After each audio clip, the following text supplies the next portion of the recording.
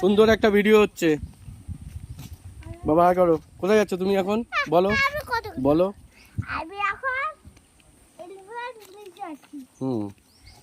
তারপরে ওইখানে গিয়ে জলে যাব।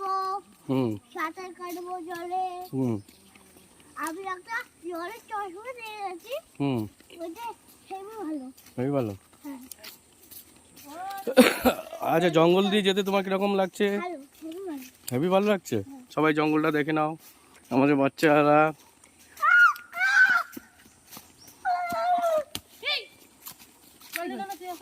মারবা না মারবা না।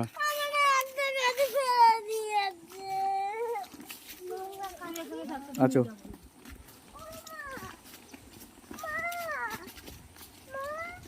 গায়ে হাত দিবি।